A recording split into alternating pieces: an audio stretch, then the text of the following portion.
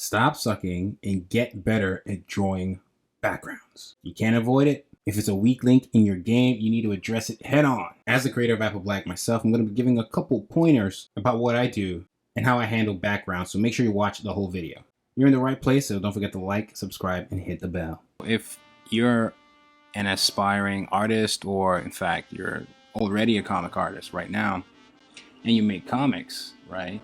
There are very rare occasions where what you create can exist and be viewed professionally without backgrounds of some sort. And by backgrounds, I just mean, some kind of establishing shot or illustrations that establish where the scene is taking place within your comic, unless you're doing something really trippy and abstract. But if you're doing like a traditional comic that would be consumed by the mainstream, or at least it's something that can be consumed by the mainstream, 9 times out of 10, in fact 9.5 times out of 10, you're going to draw backgrounds. You're going to have to draw backgrounds. And I can understand, especially for me when I was starting out, having backgrounds be this very overwhelming thing where you had to come up with ideas and there's like so much going on and you can't remember certain details to really bring your backgrounds to life, or you just don't want to draw backgrounds, period, because they just take too much time.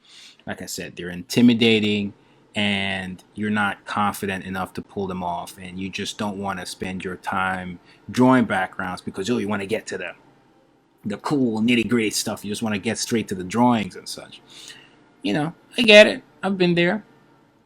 And I do think you can't get to that nitty-gritty or whatever the fun hype stuff you want to get to without the backgrounds. It helps put your story a level above. It helps push things further. It helps the setting. Sometimes, even when you're drawing action scenes and all that, whatever you're doing, even in the writing phase, location and your backgrounds, having your characters interact with those backgrounds in interesting ways, play a role. So you have no choice but to draw them. To be honest, if you're trying to draw comics and you like drawing characters but you hate drawing backgrounds, you never want to draw backgrounds, I get the mental drain that comes from it. I get that part. But everything else, I mean, if you just hate drawing backgrounds, then you're not a background artist, or you're not a traditional comic artist, or a comic artist in the traditional sense. You just like drawing characters.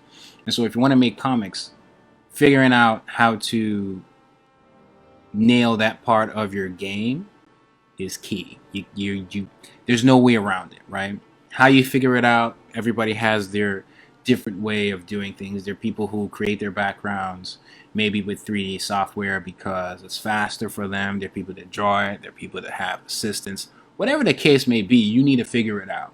And if it means you drawing it, then you have to learn to draw it, and you also have to learn to love it. And to be honest, over the years, I've actually learned to love drawing backgrounds a little more and more, especially if I nail it, right? Especially if I think, oh man, that looks good in the end. Yes, it takes a lot of time, but sometimes for me, I kind of just chill, just sit down and forget about everything else. And just know that, you know what, today this background is getting done. So in some of my comics, like some of the early pages of Bakassi, there's this double spread page. Like sometimes the wow factor, you need to wow people with the art, and backgrounds can do that if you learn to nail them. So they come in really handy, and they're things you just have to learn if to be serious, to be honest. Like, be honest with yourself, and you want your comic to be this next big thing, and you want it to be compared to the Grace, and you don't draw backgrounds, you're just cutting yourself in the foot, right, before you've even begun. So you need to nail that part of your game, and not only do you need to draw more backgrounds, they need to look good. So those are things that I would recommend you practice on. And I've seen a couple artists do this where they see illustrations or photos or sketches or whatever the case may be of places and locations and buildings and so on that inspire them or are similar to the type of vibe they want to evoke within their comic, right? If you're drawing Spider-Man, then you need to take a lot of New York photos or be used to that side of New York, and drawing those buildings and looking at the little tiny details that really help the buildings pop. If your series takes place in somewhere Rome inspired or Rome itself, the same vibe, right? You look at it and you try to pick some little key fun details that help bring everything to life, right? Even when you're doing a fantastical type series, right? It's still inspired by certain themes, certain cultures. So you do the same thing where you have this influence bank or some folder. For me, I have like a folder where I have some of these photos, or I look at some comics that are similar to mine and see how they've handled it in black and white. Because it's one thing to see the photo of it, but it's another thing to see how other artists tackle it with just black lines of ink, and then with tone, and then with maybe more details, or in color, and so on.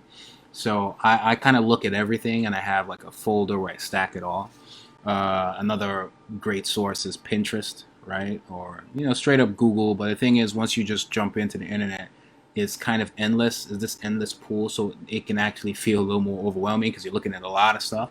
But every once in a while, you see something, you just grab it and put it in your folder, and then you retreat to the folder when you need some boost of inspiration or influence to then take that and add your little spice and sauce and create something new, but still has a similar vibe because that's what's inspired you to create that background.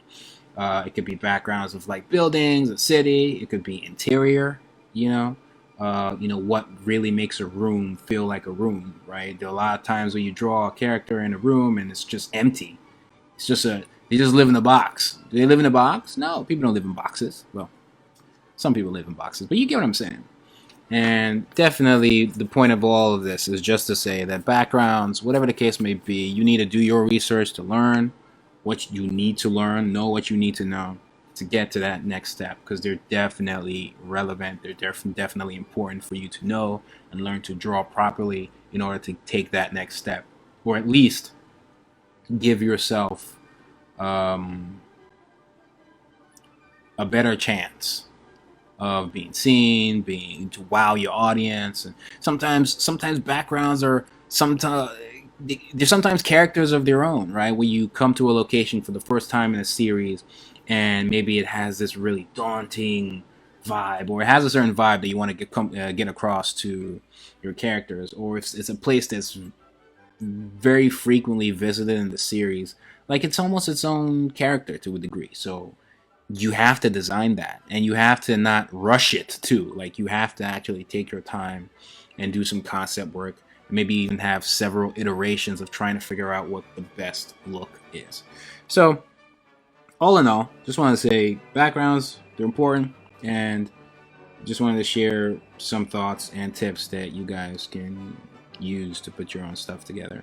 Here I'm actually drawing some backgrounds that I'm seeing, some illustrations that I'm seeing. Some of them are in color, but I'm trying to draw like a sketchy version of them. I'm seeing some of these images on Pinterest, Instagram, and I feel like they're similar to certain locations in my series that I would like to draw. So I'm just drawing them now, and then maybe in my series I'll put like little twists on them here and there.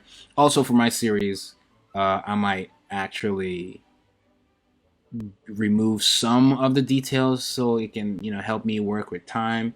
Another thing a lot of creators do, like I said, you can have assistants that help put this together to save time if your series is something that has to be released in a timely manner, like a lot, and your deadlines are like right around the corner all the time. So help is always advised. But here I'm just having fun with them, and some of it's like muscle memory, brain memory. I remember some of the stuff when I start freestyling my own backgrounds as well. And some of these things, some of the illustrations you see online or in books, and it's just so. Sometimes I'm like wowed at how some of these people came up with this. All this architecture work. It's beautiful to look at, difficult to draw, and you kind of need to exercise to get good at it. You're not just going to get good at it. You need to practice, and you need to draw what you see, tweak it a little bit, be able to come up with your own over time. And that's how you help yourself. Again, do all the engagement stuff. Shout out to those who made it to the end. And here's another video that goes in detail about drawing backgrounds. It's My Manga, and I'm Audi 9000.